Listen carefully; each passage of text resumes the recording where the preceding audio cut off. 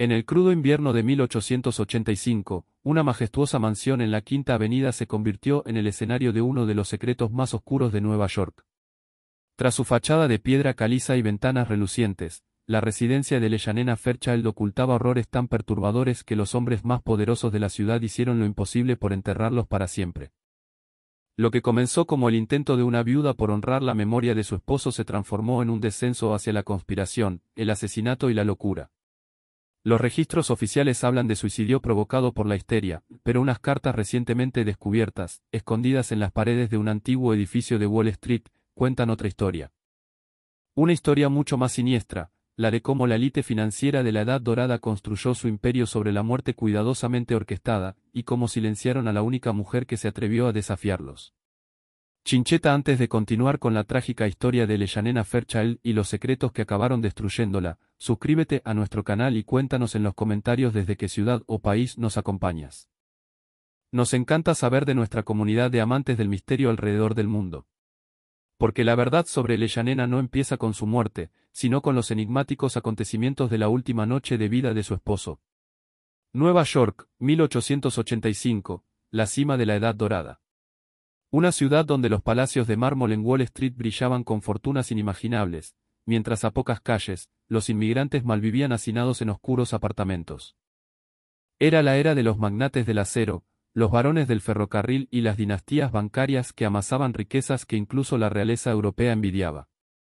En medio de este imperio financiero se alzaba Theodore Fairchild, un hombre temido y respetado en igual medida, apodado el oráculo de Exchange Place, por su capacidad casi sobrenatural de anticipar cada movimiento del mercado. A su lado, Leyanena, una mujer de inteligencia afilada y belleza refinada, había pasado de ser la hija de un comerciante de Boston a una de las damas más influyentes de Nueva York. Su matrimonio parecía perfecto: poder, riqueza, amor genuino y un palacio en la Quinta Avenida lleno de arte europeo y secretos que nunca debían salir a la luz, hasta que todo se derrumbó. En el invierno de 1885, Nueva York brillaba con mansiones de mármol y banquetes de 7 platos, mientras miles de familias obreras apenas sobrevivían. En medio de ese contraste vivían Leyanena y Theodore Fairchild, un matrimonio que parecía perfecto, hasta que la noche del 17 de noviembre cambió sus vidas para siempre. Leyanena, siempre impecable anfitriona, había organizado otra de las exclusivas cenas de negocios de su esposo. La mesa resplandecía con plata pulida, ostras importadas y un postre que Theodore adoraba, Charlotte Russe. Pero lo que debía ser una velada más de poder y elegancia, se convirtió en el inicio de una pesadilla. Aquella noche, 3 de los hombres más influyentes de la ciudad se sentaron a la mesa: Harrison Kensington, el banquero que controlaba los ferrocarriles, Marcus Cromwell, dueño de un imperio naviero, y James Wright, heredero de una fortuna textil. Eran titanes de la era dorada, capaces de decidir el destino de miles de trabajadores con una sola firma. Sin embargo, algo no encajaba. Leyanena notó enseguida un aire de tensión extraño. Las conversaciones, normalmente animadas, se llenaban de susurros. Escuchó palabras inquietantes: la situación de Pittsburgh. El problema debe resolverse definitivamente. Al intentar romper el hielo con un comentario social, el silencio que siguió fue tan pesado que sintió arder sus mejillas. Peor aún, su esposo, siempre atento, parecía irreconocible, pálido, con las manos temblorosas, y una mirada perdida, casi asustada. Theodore le murmuró que solo era el estrés de una negociación complicada, pero Leyanena comprendió que aquella noche había algo mucho más oscuro en juego. Lo que ocurrió durante el postre marcaría el inicio de la tragedia que destruiría no solo su matrimonio, sino también la vida de la mujer que se atrevió a descubrir los secretos de la élite financiera de la Edad Dorada. Teodoro apenas había llevado la cuchara a sus labios cuando un espasmo repentino le arrancó un gemido. Su rostro se retorció de dolor, la cuchara de plata cayó contra el plato y el sonido metálico se mezcló con el jadeo agitado mientras él se llevaba la mano al pecho. Su respiración se volvió corta, entrecortada, casi desesperada. Leyanena corrió hacia él, pero antes de alcanzarlo, su marido se desplomó sobre la mesa, derramando las copas de cristal y tiñendo el mantel blanco con vino tinto, tan oscuro que parecía sangre fresca. Teodoro. El grito de Leyanena retumbó en el silencio de la mansión mientras se arrodillaba junto a la silla. Los ojos de su esposo estaban abiertos de par en par, desbordados de terror, y sus labios se movían como si quisieran pronunciar algo, aunque solo emergían jadeos ásperos y desgarrados. Harrison Kensington reaccionó con frialdad inmediata, enviando a Marcus Cromwell en busca del médico de la familia y ordenando a los criados desalojar el salón. James Wright tomó a Eleanor suavemente por los brazos, apartándola del cuerpo sin vida de su esposo, asegurándole que el doctor sabría cómo proceder. El doctor Pearsall Henley llegó 20 minutos más tarde, con el maletín en la mano y el gesto sombrío de quien ha visto demasiadas tragedias. Eleanor observaba desde el umbral mientras el médico examinaba con precisión el cuerpo inmóvil de su esposo, buscando signos vitales que no aparecían. Tras una eternidad de silencio, Henley se enderezó y negó con la cabeza. Lo lamento, señora. El señor Fairchild ha fallecido. Todo apunta a un ataque al corazón. Con las dolencias previas en el pecho y las presiones de sus negocios, era un desenlace posible, anunció con voz grave, mezcla de autoridad y compasión. El mundo de Eleanor se derrumbó en un instante. Su compañero, su protector, su gran amor, se había ido sin despedida. Entre lágrimas, apenas percibía los murmullos entre los caballeros y el médico, que organizaban trámites con una rapidez casi indecorosa. No notó las miradas cómplices entre los 3 invitados restantes, ni el leve gesto de asentimiento que el doctor intercambió con Kensington. No vio a Marcus Cromwell retirar con sigilo la copa de vino de su esposo, ni a James Wright ordenar discretamente al mayordomo que levantara la mesa con inusual premura. En los días posteriores, la versión oficial quedó sellada, la súbita muerte de un brillante financiero víctima del exceso de trabajo. Los periódicos lo retrataron como un ejemplo de los peligros de la ambición desmedida. Amigos y colegas enviaron condolencias, ensalzando su carrera y lamentando la pérdida de un genio de Wall Street. Pero Eleanor no lograba apartar de su mente la expresión aterrada en los ojos de su esposo ni la conducta extraña de sus invitados. Algo en aquella noche estaba profundamente mal, aunque aún no sabía cómo ponerlo en palabras. Las semanas siguientes al funeral transcurrieron en un torbellino de visitas, trámites legales y responsabilidades nuevas. Por primera vez, Eleanor tuvo que enfrentarse al imperio financiero que su esposo había construido, acciones ferroviarias, minas, compañías navieras, fábricas, periódicos y bancos. Cornelius Dalton, el abogado de la familia, la guiaba con paciencia paternal, sugiriendo que quizás sería prudente confiar la gestión a manos más experimentadas. La magnitud del legado de Fairchild superaba lo que ella jamás había imaginado. Certificados de acciones, bonos, contratos y cartas de asociados de todo el continente se amontonaban sobre su escritorio. Cada documento exigía su firma. Cada decisión, su atención inmediata. Lo que a Eleanor le resultaba más inquietante era la increíble precisión de las inversiones de Teodoro. Una y otra vez descubría que su esposo había realizado movimientos financieros brillantes apenas días o semanas antes de grandes acontecimientos en el mercado. Vendía acciones ferroviarias justo antes de un accidente devastador que destruía la reputación de toda una línea. Compraba concesiones mineras poco antes de que operaciones rivales sufrieran derrumbes misteriosos o fallas mecánicas que eliminaban su ventaja competitiva. Invertía sumas enormes en compañías navieras instantes antes de que sus competidores padecieran accidentes catastróficos que los apartaban de rutas comerciales sumamente lucrativas. Al principio, Eleanor atribuía esas coincidencias a la extraordinaria intuición empresarial de su marido, a su casi sobrenatural habilidad para anticipar tendencias y prever el rumbo de la industria. Sin embargo, a medida que profundizaba en sus registros, emergían patrones cada vez más perturbadores. Aquella sincronía no era solo afortunada, era imposible. Como si Teodoro hubiera poseído conocimiento previo de las desgracias que azotaban a sus rivales. Entre los papeles privados de su esposo, Eleanor encontró un cajón cerrado con llave en el estudio, uno que jamás había visto abierto por nadie. Cuando finalmente el cerrajero logró forzarlo, se topó con documentos que pusieron en duda todo lo que creía saber sobre los métodos de negocio de su marido. Allí había recortes de periódicos sobre accidentes industriales, descarrilamientos y muertes súbitas de empresarios rivales, todos cuidadosamente fechados y anotados con la pulcra caligrafía de Teodoro.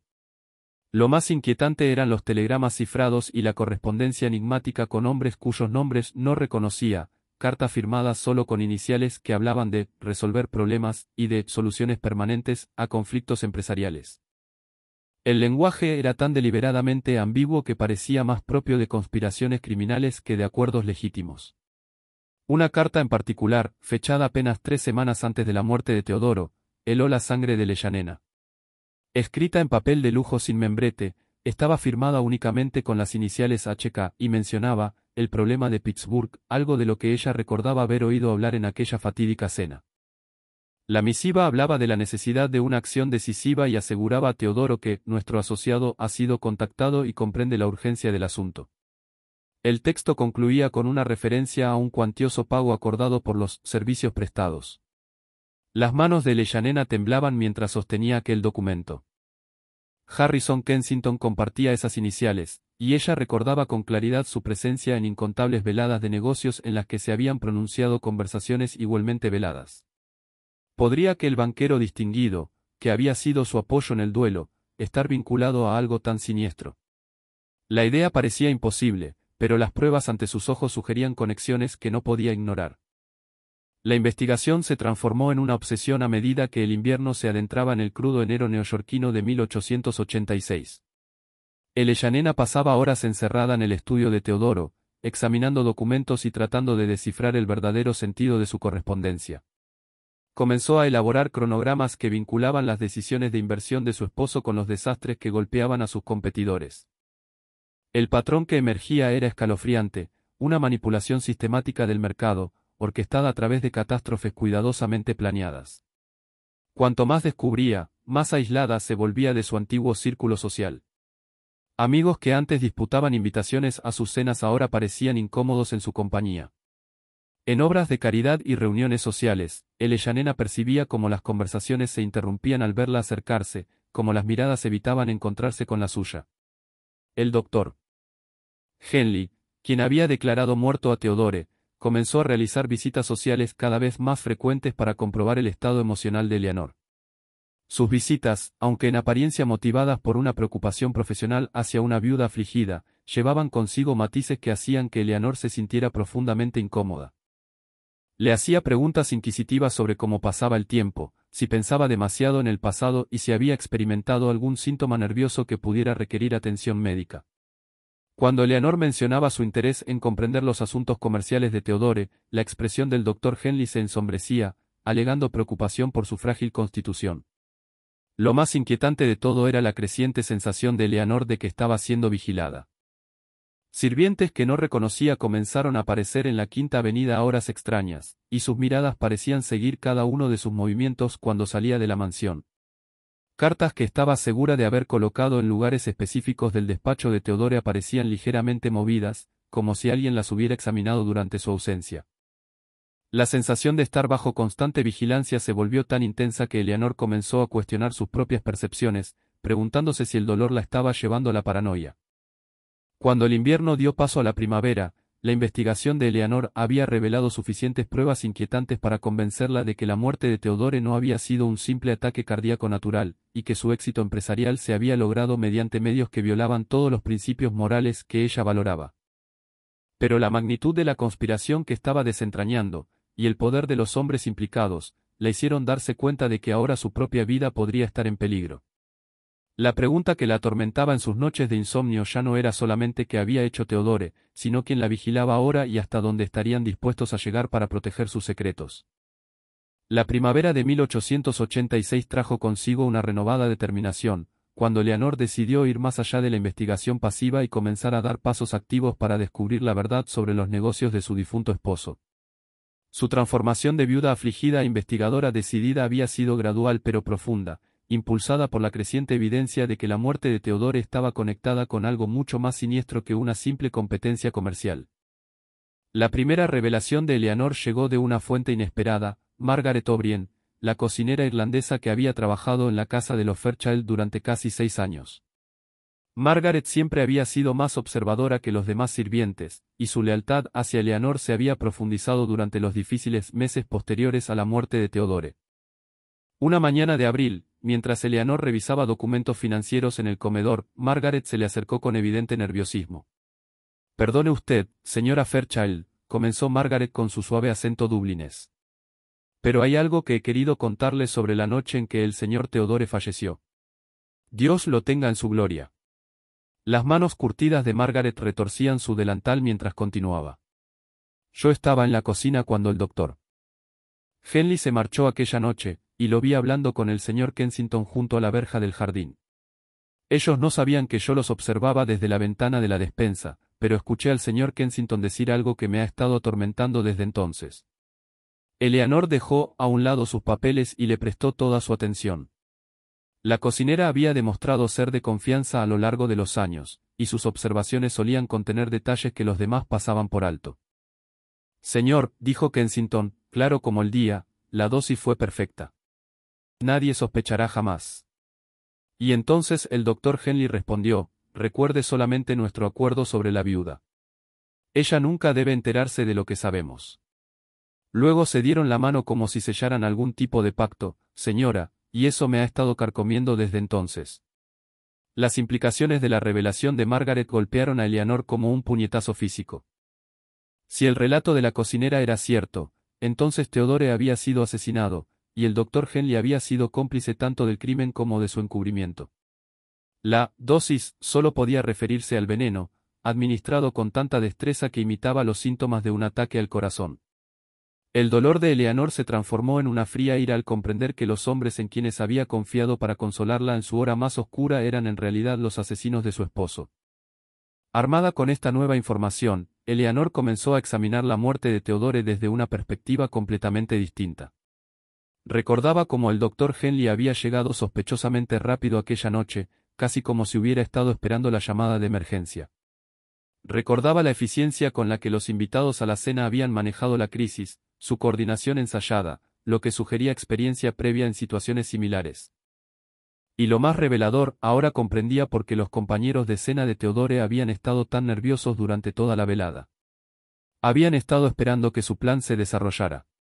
La investigación de Eleanor se intensificó mientras buscaba entender el verdadero alcance de la conspiración. Comenzó a hacer discretas indagaciones sobre los hombres que habían estado presentes en aquella cena fatal, descubriendo detalles sobre sus prácticas empresariales que pintaban un panorama cada vez más inquietante.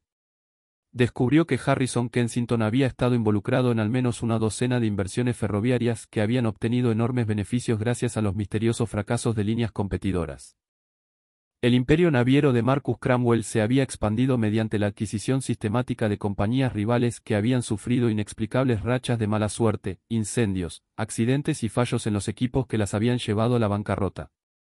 Las operaciones textiles de James Bashbrick se habían beneficiado de manera similar de las desgracias de sus competidores, y Eleanor comenzó a notar que los tres hombres compartían ciertas características.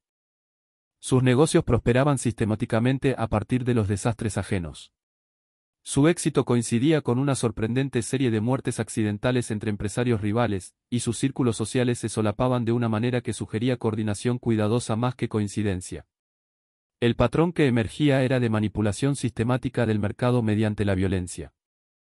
Aquellos hombres no eran simplemente empresarios exitosos, operaban lo que solo podía describirse como una empresa de asesinatos por beneficio, eliminando la competencia a través de atentados cuidadosamente planeados, disfrazados de accidentes, suicidios o muertes naturales.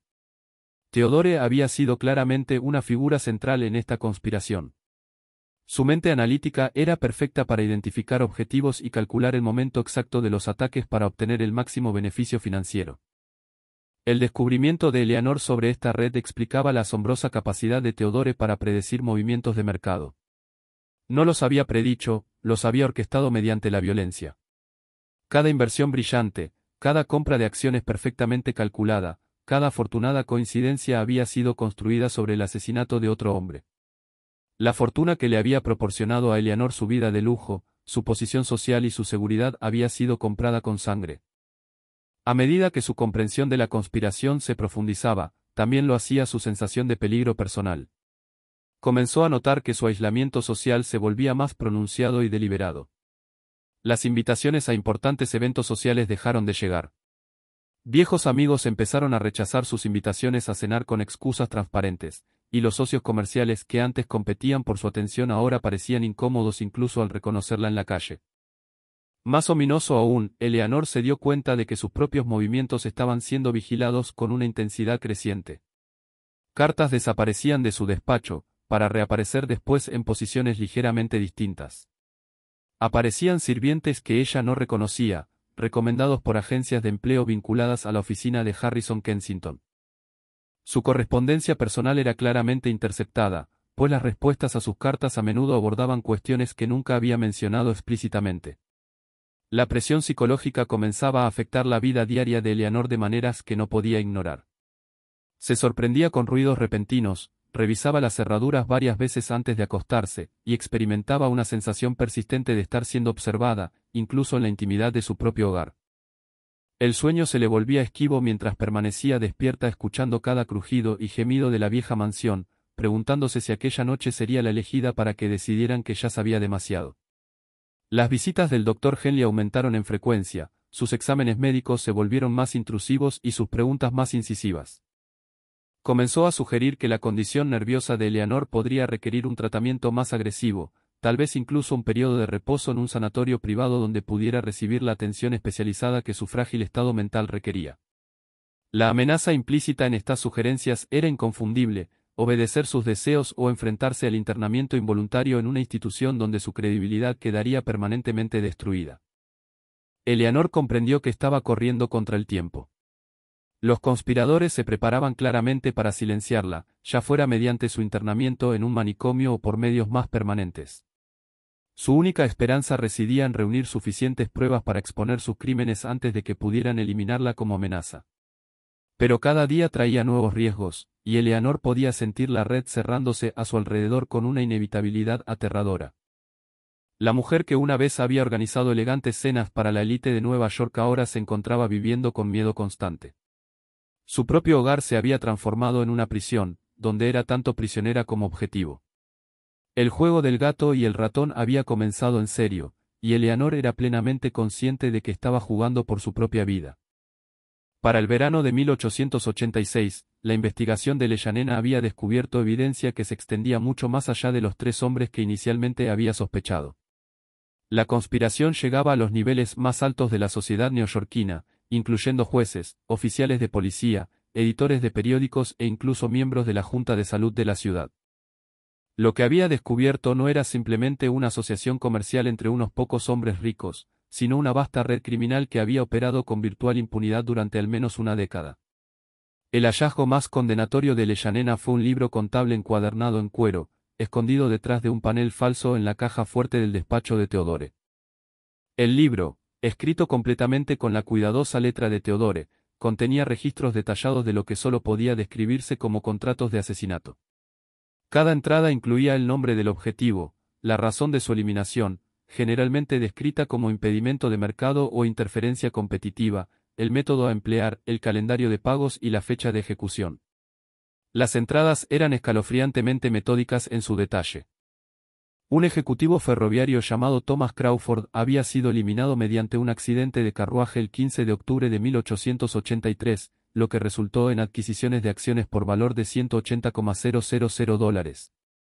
Un magnate naviero llamado Robert Sinclair había sido atendido mediante aparente suicidio el 22 de marzo de 1884, permitiendo la adquisición de 3 rutas comerciales rentables.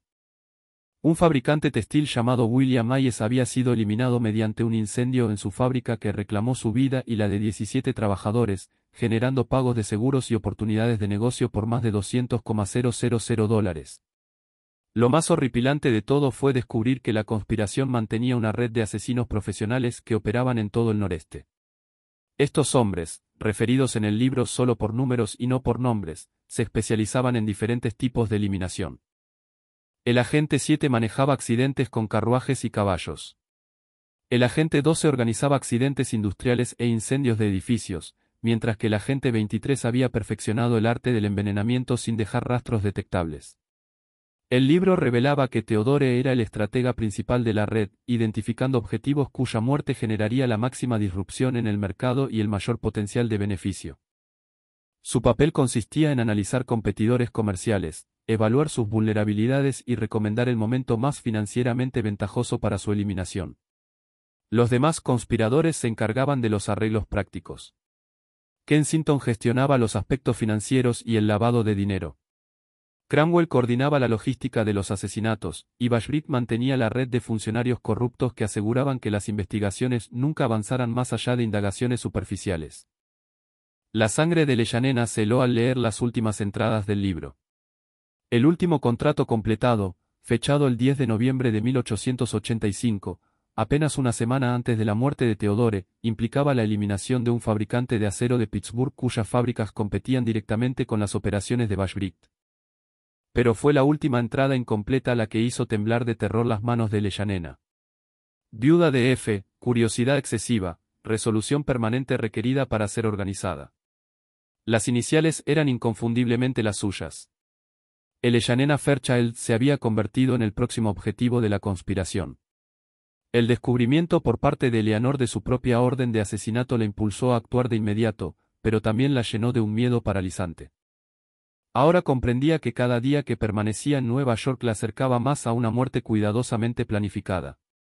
Los conspiradores ya habían comenzado a preparar su eliminación a través de las repetidas sugerencias del Dr. Henley sobre su supuesta inestabilidad mental. Su muerte probablemente sería atribuida a un suicidio provocado por el duelo prolongado y el agotamiento nervioso, un final trágico pero comprensible para una viuda que nunca se recuperó de la repentina muerte de su esposo. La guerra psicológica se intensificó dramáticamente una vez que Leyanena se dio cuenta de que estaba marcada para morir. Comenzaron a ocurrir accidentes extraños con alarmante frecuencia. Un candelabro en el comedor se desplomó al suelo minutos después de que ella estuviera debajo. Una válvula de gas en su dormitorio presentaba una fuga, afortunadamente detectada por el agudo olfato de Margaret antes de que Leyanena se retirara por la noche, y su carruaje sufrió una misteriosa falla en la rueda mientras circulaba por la Quinta Avenida, lo que pudo haber resultado en lesiones graves o la muerte. Cada incidente estaba cuidadosamente diseñado para parecer accidental, pero la frecuencia y el momento dejaban claro que eran intentos deliberados contra su vida.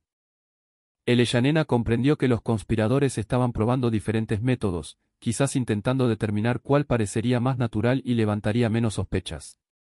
El efecto psicológico fue devastador. Leyanena se encontró incapaz de confiar en nada de su entorno, desde la comida que comía hasta las escaleras que subía. Las visitas del Dr. Henley se volvieron cada vez más agresivas en sus evaluaciones médicas. Comenzó a traer a un colega, el Dr. Reginald Steinberg, especialista en trastornos nerviosos y procedimientos de internamiento institucional.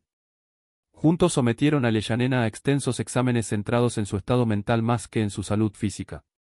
Sus preguntas se volvieron más invasivas y acusatorias. ¿Creía que la gente conspiraba contra ella? Había tenido delirios paranoides sobre los asociados comerciales de su difunto esposo. Tenía dificultad para distinguir entre la realidad y la imaginación. Leyanena comprendió que los médicos estaban construyendo un caso médico para su internamiento involuntario en un asilo. Una vez institucionalizada, estaría completamente impotente para exponer la conspiración, y su eventual muerte podría atribuirse a la progresión de su enfermedad mental. La mujer que una vez había organizado elegantes cenas para la élite de Nueva York ahora se encontraba viviendo con miedo constante. Su propio hogar se había transformado en una prisión, donde era tanto prisionera como objetivo.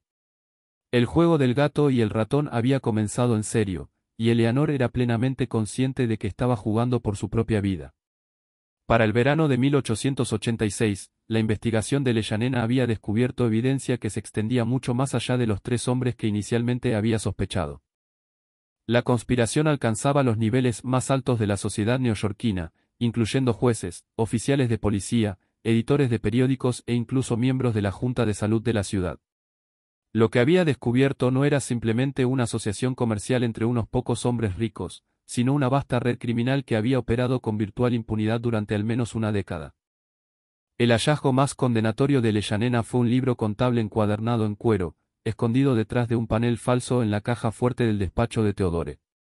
El libro, escrito completamente con la cuidadosa letra de Theodore, contenía registros detallados de lo que solo podía describirse como contratos de asesinato. Cada entrada incluía el nombre del objetivo, la razón de su eliminación, generalmente descrita como impedimento de mercado o interferencia competitiva, el método a emplear, el calendario de pagos y la fecha de ejecución. Las entradas eran escalofriantemente metódicas en su detalle. Un ejecutivo ferroviario llamado Thomas Crawford había sido eliminado mediante un accidente de carruaje el 15 de octubre de 1883, lo que resultó en adquisiciones de acciones por valor de $180,000. Un magnate naviero llamado Robert Sinclair había sido atendido mediante aparente suicidio el 22 de marzo de 1884, permitiendo la adquisición de 3 rutas comerciales rentables. Un fabricante textil llamado William Hayes había sido eliminado mediante un incendio en su fábrica que reclamó su vida y la de 17 trabajadores, generando pagos de seguros y oportunidades de negocio por más de $200,000. Lo más horripilante de todo fue descubrir que la conspiración mantenía una red de asesinos profesionales que operaban en todo el noreste. Estos hombres, referidos en el libro solo por números y no por nombres, se especializaban en diferentes tipos de eliminación. El agente 7 manejaba accidentes con carruajes y caballos. El agente 12 organizaba accidentes industriales e incendios de edificios, mientras que el agente 23 había perfeccionado el arte del envenenamiento sin dejar rastros detectables. El libro revelaba que Theodore era el estratega principal de la red, identificando objetivos cuya muerte generaría la máxima disrupción en el mercado y el mayor potencial de beneficio. Su papel consistía en analizar competidores comerciales, evaluar sus vulnerabilidades y recomendar el momento más financieramente ventajoso para su eliminación. Los demás conspiradores se encargaban de los arreglos prácticos. Kensington gestionaba los aspectos financieros y el lavado de dinero. Cranwell coordinaba la logística de los asesinatos, y Bashbrick mantenía la red de funcionarios corruptos que aseguraban que las investigaciones nunca avanzaran más allá de indagaciones superficiales. La sangre de Leyanena se heló al leer las últimas entradas del libro. El último contrato completado, fechado el 10 de noviembre de 1885, apenas una semana antes de la muerte de Theodore, implicaba la eliminación de un fabricante de acero de Pittsburgh cuyas fábricas competían directamente con las operaciones de Bashbrick. Pero fue la última entrada incompleta la que hizo temblar de terror las manos de Leyanena. Viuda de F, curiosidad excesiva, resolución permanente requerida para ser organizada. Las iniciales eran inconfundiblemente las suyas.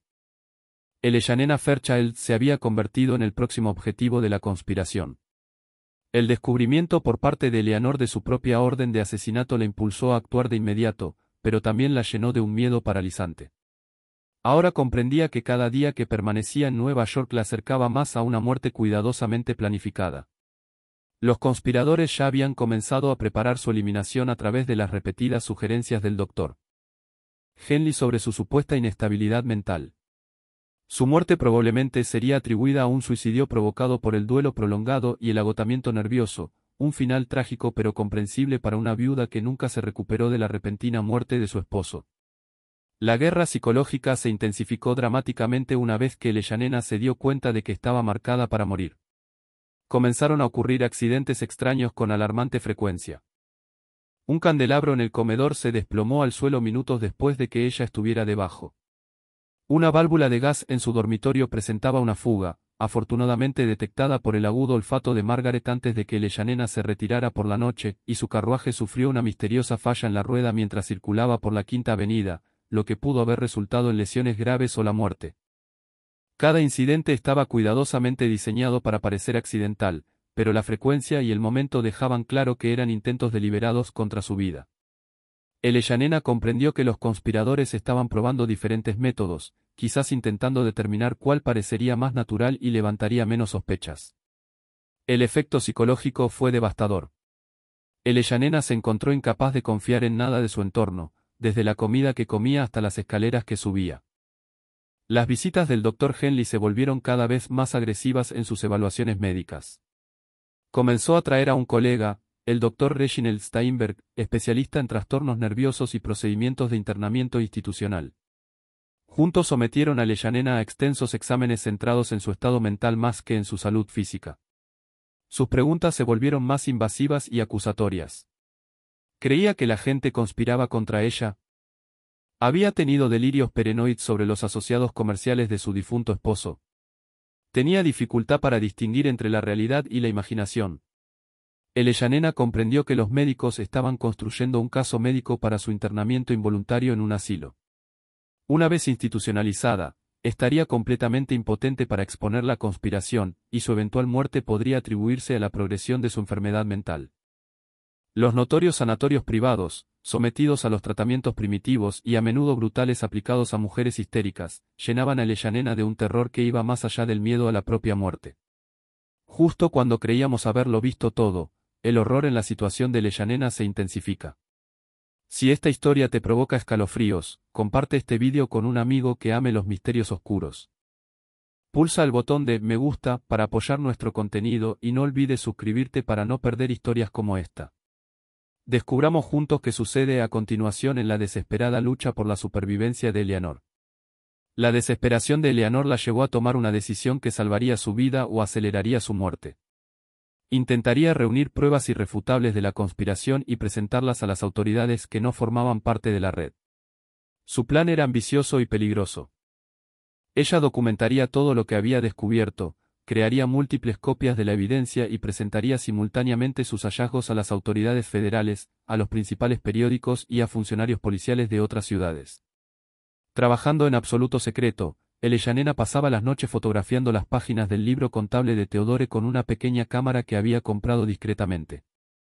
Creó detallados registros escritos de todo lo que había aprendido, incluida la declaración de Margaret sobre la conversación entre el Dr. Henley y Kensington.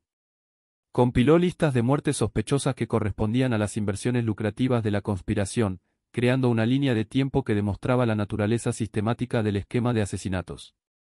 El plan de Eleanor requería que mantuviera una apariencia de normalidad mientras preparaba en secreto su evidencia. Continuó asistiendo a eventos sociales, se sometió a los exámenes del Dr. Henley y mantuvo la fachada de viuda afligida que lentamente sucumbía al agotamiento nervioso. Pero bajo esta actuación, se preparaba para lo que sabía sería su única oportunidad de exponer la verdad y salvar su propia vida. Las apuestas no podían ser más altas. Eleanor jugaba un juego desesperado contra oponentes que ya habían demostrado su disposición a matar sin vacilar. Su ventana de oportunidad se estaba cerrando rápidamente mientras los conspiradores preparaban su movimiento final contra ella. La evidencia que había reunido demostraría la veracidad de sus acusaciones y destruiría una de las redes criminales más poderosas de la historia estadounidense, o moriría con ella, asegurando que sus secretos permanecieran enterrados para siempre. A medida que el verano se convertía en otoño, Eleanor sentía que la tensión alcanzaba su punto de quiebre. Los próximos días determinarían si la justicia finalmente se haría o si ella se convertiría en otra entrada en el libro contable de Theodore de asesinatos perfectamente ejecutados. La primera semana de octubre de 1886 trajo un clima inusualmente cálido a la ciudad de Nueva York, pero Eleanor no sentía más que un frío terror mientras se preparaba para ejecutar su plan desesperado. Había organizado reunirse con 3 contactos diferentes el mismo día: un fiscal federal encargado de crímenes de comercio interestatal, el editor del Herald Tribune, un periódico no perteneciente a ninguno de los conspiradores, y un detective de Filadelfia sin conexiones con el sistema corrupto de Nueva York. La estrategia de Eleanor era simple pero arriesgada: presentar su evidencia simultáneamente a múltiples autoridades, haciendo imposible que la conspiración suprimiera todas las investigaciones. Había creado 4 juegos completos de documentación, incluyendo fotografías del libro de asesinatos de Theodore, copias de la correspondencia codificada, el testimonio escrito de Margaret y su propio análisis detallado conectando los asesinatos con ganancias financieras específicas. 3 juegos irían a sus contactos, mientras que el cuarto se ocultaría en una caja de seguridad en un banco fuera de la influencia de los conspiradores. La mañana del 8 de octubre, Eleanor se levantó temprano y se vistió con particular cuidado, entendiendo que ese podría ser su último día de libertad o su último día con vida. Había organizado reunirse con el fiscal federal a las 10 de la mañana, con el editor de periódico a las 2 de la tarde y con el detective de Filadelfia a las 5 de la tarde. Cada encuentro estaba programado en un lugar diferente para minimizar las posibilidades de que los conspiradores rastrearan sus movimientos y evitaran las 3 reuniones. La primera señal de que su plan había sido descubierto llegó mientras se preparaba para salir a su cita matutina. Margaret se acercó con evidente angustia, informándole que 2 hombres desconocidos estaban apostados en las esquinas de la calle cerca de la mansión y que el Dr. Henley había llegado inesperadamente, afirmando que necesitaba realizar un examen médico urgente. «Está en el salón principal, señora, y ha traído de nuevo a ese otro doctor», susurró Margaret con urgencia. «Dice que tiene una emergencia médica y que necesita verla de inmediato». «Pero, señora, a mí me parece que está perfectamente bien y su manera de actuar es extraña. Parece nervioso y sigue mirando su reloj de bolsillo». El corazón de Eleanor se aceleró al darse cuenta de que los conspiradores de algún modo habían conocido sus planes y se movían para detenerla. La presencia del Dr. Henley, combinada con los hombres sospechosos afuera, sugería que tenían la intención de internarla de inmediato, impidiéndole asistir a cualquiera de sus citas.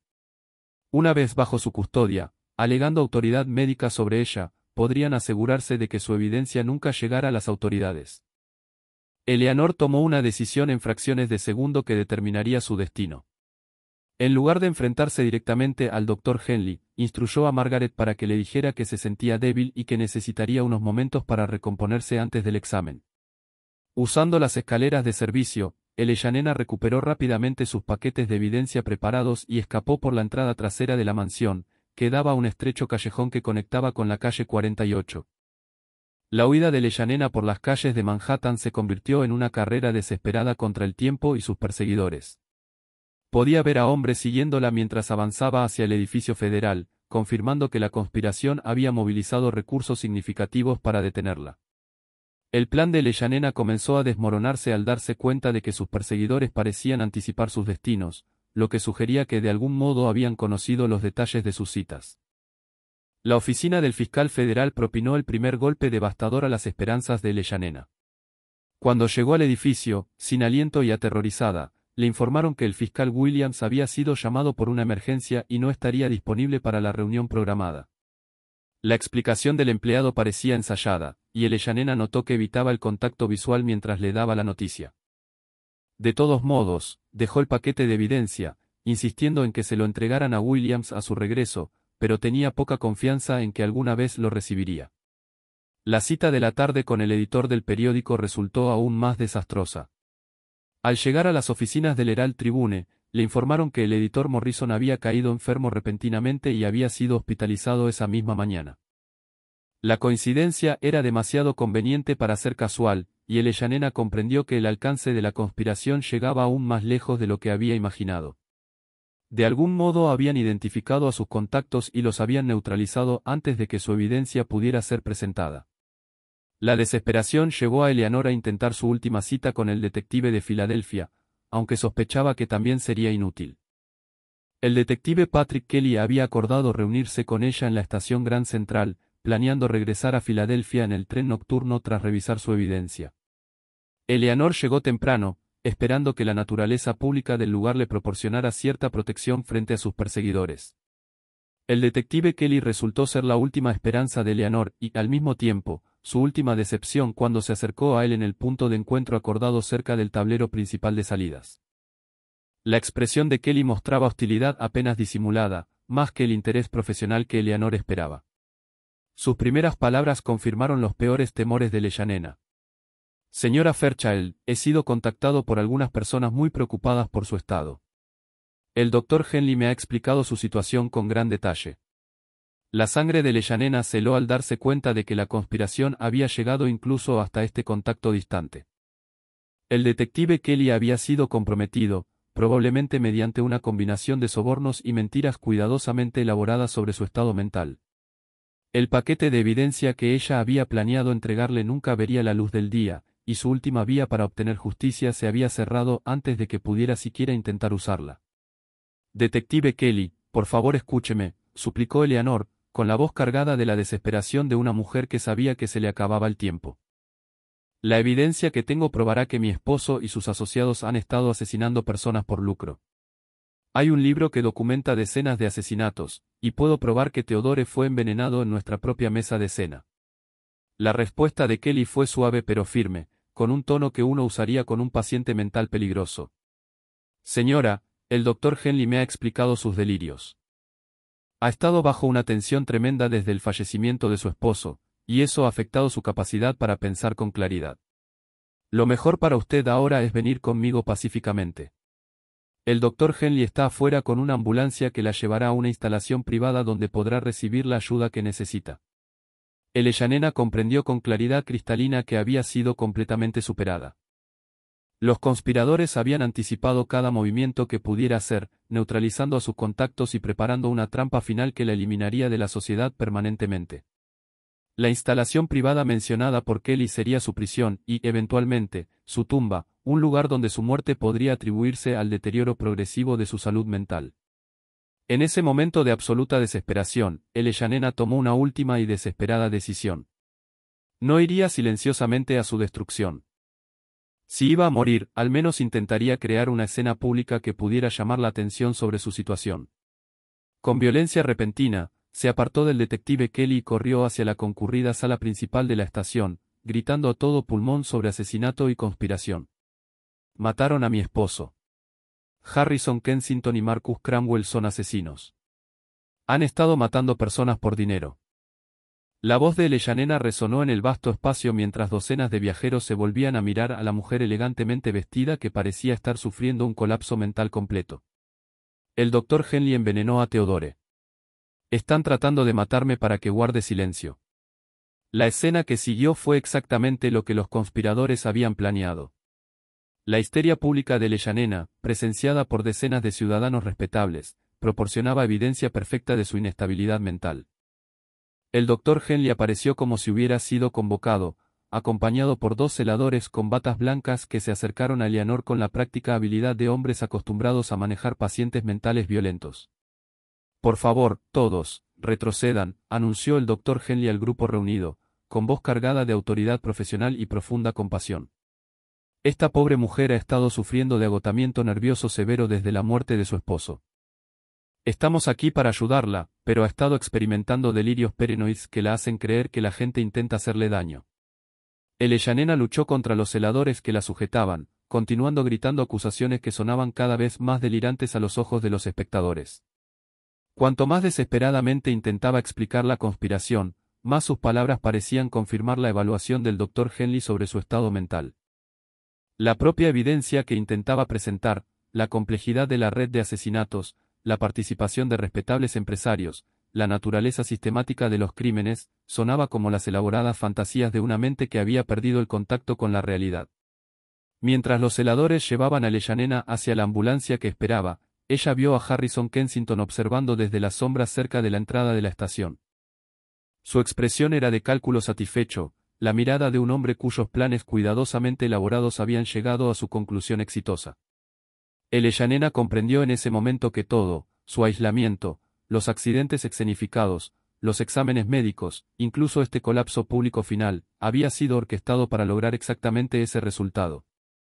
Lo último que Eleanor vio mientras se cerraban las puertas de la ambulancia fue al detective Kelly estrechando la mano del doctor Henley, aceptando lo que parecía ser un sobregrueso con dinero en efectivo.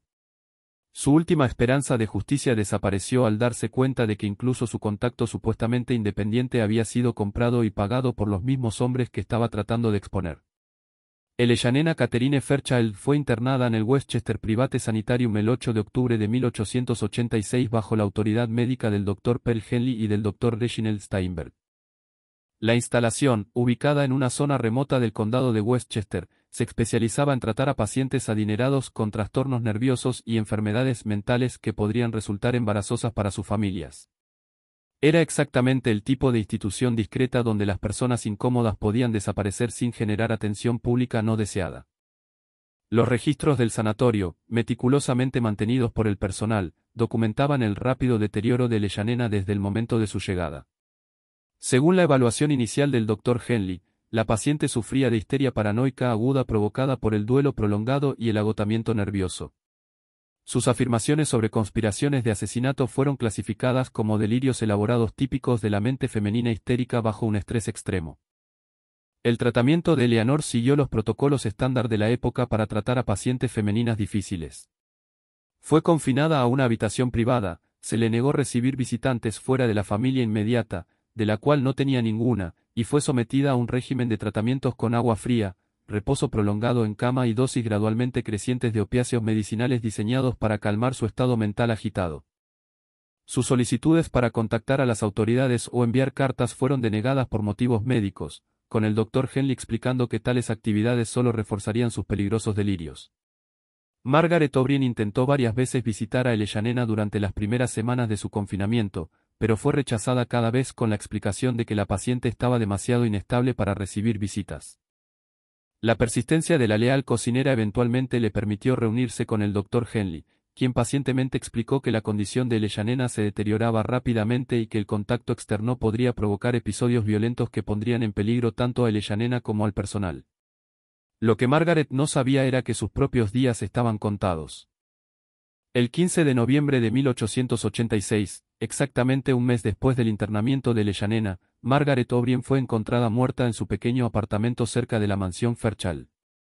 El informe policial atribuyó su muerte a una fuga de gas de una estufa defectuosa, un trágico accidente que acabó con la vida de una trabajadora inmigrante que simplemente se encontraba en el lugar equivocado en el momento equivocado. El momento aseguró que la única testigo de la conversación entre el Dr. Henley y Harrison Kensington nunca pudiera declarar sobre lo que había escuchado. El final de Eleanor llegó con la cruel inevitabilidad que los conspiradores habían planeado desde el principio. El 3 de diciembre de 1886, tras casi 2 meses de confinamiento institucional y dosis crecientes del ordinam, Eleanor fue encontrada muerta en su habitación en el Westchester Sanitarium. El informe oficial del Dr. Henley atribuyó su muerte a un fallo cardíaco provocado por la progresiva deterioración de su sistema nervioso y los efectos tóxicos del sufrimiento mental prolongado. El certificado de defunción, firmado por el Dr. Henley y refrendado por el Dr. Steinberg, no mencionaba la dosis masiva de morfina que en realidad había detenido el corazón de Eleanor. Los fármacos habían sido administrados durante lo que los registros médicos describían como un tratamiento terapéutico para la agitación severa, pero que en realidad fue una ejecución cuidadosamente calculada disfrazada de atención médica. El funeral de Eleanor fue una ceremonia modesta, asistida principalmente por antiguos sirvientes y un puñado de conocidos de la sociedad que se sentían obligados a mostrar respeto. Harrison Kensington, Marcus Cramwell y James Bashbritt asistieron, desempeñando sus papeles como amigos preocupados, quienes habían intentado sin éxito ayudar a una viuda afligida a superar su trágico descenso hacia la locura. Sus expresiones de simpatía fueron actuaciones magistrales, transmitiendo la mezcla exacta de tristeza y alivio porque el sufrimiento de Eleanor finalmente había terminado. The New York Times publicó un breve obituario que retrataba a Eleanor como una historia de advertencia sobre los peligros del duelo descontrolado. El artículo describía cómo la pérdida repentina de su amado esposo había desencadenado un colapso mental que llevó a delirios cada vez más extraños sobre conspiraciones empresariales y complots de asesinato. El obituario elogiaba los heroicos esfuerzos del Dr. Henley para tratar la condición de Eleanor, señalando al mismo tiempo que algunas formas de histeria femenina resultaban resistentes incluso a las intervenciones médicas más avanzadas. El patrimonio de Eleanor fue rápidamente gestionado por Cornelius Dalton, quien había sido nombrado albacea de su testamento. La fortuna de los Fairchild, valorada en más de $2 millones, se distribuyó según las instrucciones previas de Theodore, beneficiando enormemente a sus antiguos socios comerciales. El banco de Harrison Kensington recibió depósitos sustanciales. Marcus Cramwell adquirió varias inversiones navieras rentables a precios por debajo del mercado, y James Wright obtuvo el control de operaciones textiles que complementaban su imperio empresarial existente. La mansión en la avenida 847 fue vendida a un magnate ferroviario de Chicago, y todos los registros comerciales de Theodore fueron cuidadosamente destruidos durante el proceso de liquidación del patrimonio. Cornelius Dalton explicó que los documentos contenían información financiera sensible que podría dañar la reputación de varios socios comerciales si se hiciera pública. La destrucción se realizó bajo la supervisión de Harrison Kensington, asegurando que no quedara rastro del libro de asesinatos ni de la correspondencia codificada que había revelado la existencia de la conspiración. Con la muerte de Eleanor, la red de asesinatos por lucro continuó sus operaciones con renovada confianza. La eliminación tanto de Theodore Fairchild como de su viuda había demostrado la capacidad de la organización para manejar amenazas internas mientras mantenía sus fachadas públicas como respetables empresarios. En los años siguientes, la conspiración expandió sus operaciones, extendiendo eventualmente su influencia a todo el noreste y hasta los centros industriales del Medio Oeste. La reputación del Dr. Pival Henley se vio reforzada por su manejo del caso Fairchild, y se convirtió en un especialista solicitado para tratar los trastornos nerviosos de mujeres adineradas. Su práctica privada prosperó, y desarrolló una experiencia particular en casos donde las pacientes femeninas mostraban tendencias paranoicas que requerían tratamiento institucional. La tasa de éxito del buen doctor en curar tales dolencias era notable, aunque sus pacientes tenían una tasa de mortalidad inusualmente alta, que él atribuía a la gravedad de sus condiciones mentales. El Westchester Private Sanitarium continuó operando durante otros 15 años, sirviendo como un repositorio discreto para individuos incómodos cuya presencia se había vuelto problemática para intereses poderosos. Los registros de la instalación fueron destruidos en un conveniente incendio en 1902, asegurando que no quedara evidencia de las muertes cuestionables que ocurrieron dentro de sus muros. A comienzos de 1900, la mayoría de los miembros originales de la conspiración de asesinatos había fallecido por causas naturales, llevándose sus secretos a tumbas marcadas con monumentos elaborados que celebraban sus contribuciones a los negocios y la sociedad estadounidense. Harrison Kensington fue recordado como un filántropo que había donado millones para construir hospitales y escuelas. El imperio naviero de Marcus Cromwell se convirtió en una piedra angular del comercio internacional estadounidense. Las operaciones textiles de James Wright proporcionaron empleo a miles de trabajadores y ayudaron a establecer la base industrial de la economía moderna. Su verdadero legado continuó en las redes criminales que habían establecido, las cuales siguieron operando mucho después de sus muertes. Los métodos que habían desarrollado, la eliminación sistemática de la competencia empresarial mediante la violencia, la corrupción de autoridades médicas y legales, el uso de instituciones de salud mental para silenciar a testigos incómodos, se convirtieron en modelos que serían copiados por organizaciones criminales durante generaciones. La historia de Eleanor Fairchild desapareció en los archivos de tragedias olvidadas. Recordada solo como una nota al pie en algún estudio académico sobre la salud mental femenina en la Era Dorada, su nombre no apareció en libros de historia, sus advertencias quedaron sin ser escuchadas y su evidencia se perdió para siempre. La valiente mujer que arriesgó todo para exponer una de las conspiraciones criminales más peligrosas de Estados Unidos se convirtió en solo otra estadística en la epidemia de histeria femenina y colapsos nerviosos de la época. Este misterio nos muestra cómo el poder y la riqueza pueden corromper incluso las instituciones más fundamentales de la justicia y la medicina, convirtiéndolas en armas contra los inocentes. La historia de Eleanor Fairchild nos recuerda que, a lo largo de la historia, quienes han intentado exponer los crímenes de los poderosos a menudo han pagado el precio máximo por su valentía. Su tragedia sirve como un escalofriante recordatorio de que, a veces, los monstruos más aterradores no son seres sobrenaturales, sino hombres ordinarios que se han convencido de que su riqueza y estatus los colocan por encima de las leyes que gobiernan a todos los demás. ¿Qué piensas de esta historia? ¿Crees que conspiraciones como esta podrían haber operado en las sombras de la Era Dorada estadounidense? Deja tu comentario abajo y cuéntanos tu opinión sobre el trágico destino de Eleanor. Si disfrutaste este relato de horror histórico y quieres más misterios oscuros del pasado de Estados Unidos, suscríbete a nuestro canal, activa la campanita de notificaciones y comparte este vídeo con alguien que disfrute explorando los secretos siniestros que la historia intentó enterrar. Hasta la próxima, recuerda que las historias más aterradoras a menudo son aquellas que podrían ser verdad.